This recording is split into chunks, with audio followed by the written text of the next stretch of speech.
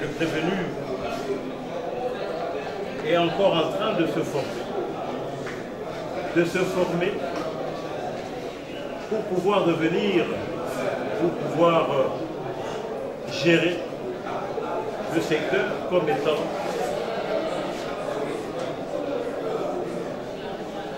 parmi ceux-là que lui-même reconnaît, en l'occurrence son cousin Longele, qui se sont déjà spécialisés dans ce genre de pratique.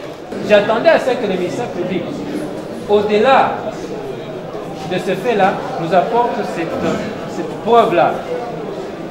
Et en l'absence de toute certitude de culpabilité, vous ne pouvez pas condamner.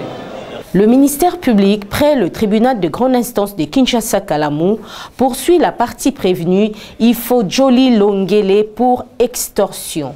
Des faits qui remontent au mois de septembre 2022. Selon le ministère public, le prévenu aurait extorqué à l'aide des violences la partie civile Mamika Fouti le 7 septembre 2022 un sac contenant la somme de 400 $ américains et un smartphone dont la valeur n'a pas été déterminée. Le tribunal convie à la barre le prévenu Ifojoli pour une confrontation de ces allégations lors de la phase pré-juridictionnelle.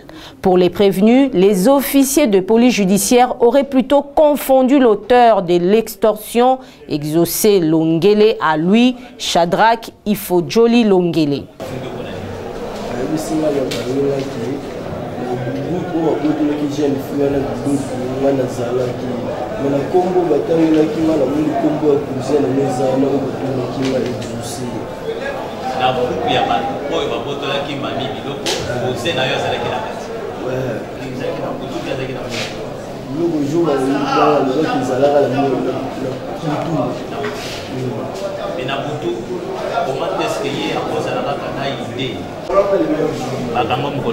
Septembre 2022.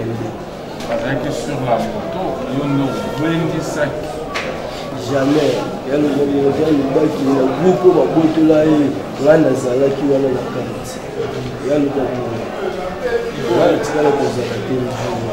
Le ministère public, dans son avis, indique que le prévenu Shadrach Ifojoli et son cousin opèrent en bande pour extorquer. L'organe poursuivant demande au tribunal de dire établir la prévention d'extorsion et de condamner le prévenu Ifojoli Longele à 10 ans de servitude pénale. Le prévenu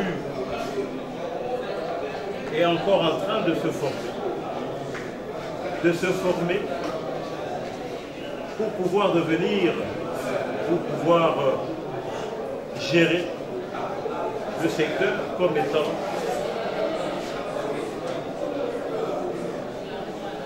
parmi ceux-là que lui-même reconnaît, en l'occurrence son cousin Longele, qui se sont déjà spécialisés dans ce genre de pratique.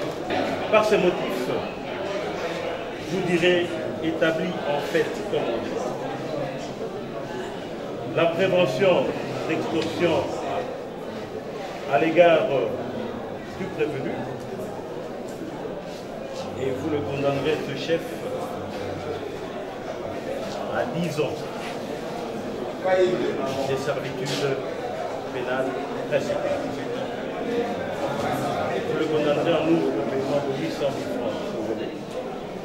À défaut, vous le condamnerez à 30 jours de contrainte par corps. Quant à l'intérêt de la partie civile, vous statuerez en toute équité.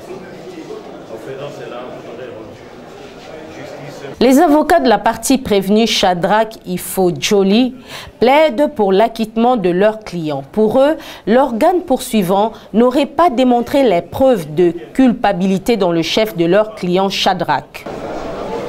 J'ai parcouru les dépositions de la dame. Nulle part, la dame a dit j'ai identifié M. Foudi et je l'ai identifié par tel élément, tel élément, tel élément. À moins que le ministère public revienne à charge pour dire au tribunal voilà, la dame a dit ceci, ceci, qui correspond en réalité à la personne qui est devant le tribunal. Le prévenu est resté constant pour dire la vérité. Il n'a pas dit non, je ne connais pas, j'ignore tout. Il n'a pas tout rejeté en bloc. Il a dit ce qu'il connaissait de cette affaire. Il a dit de manière consciente et en détail tout ce qu'il connaissait de cette affaire. Et j'attendais à ce que le ministère public, au-delà de ce fait-là, nous apporte cette preuve-là. Et en l'absence de toute certitude de culpabilité, vous ne pouvez pas condamner. Le prévenu Shadrack Ifo-Djoli, dans son dernier mot, sollicite la clémence du tribunal et clame son innocence.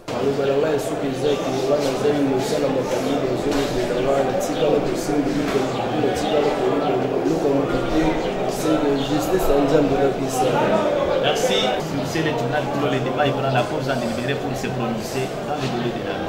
Après avoir entendu toutes les parties et le réquisitoire du ministère public, le tribunal clôt les débats, prend la cause en délibéré pour rendre son jugement avant dire droit dans le délai légal.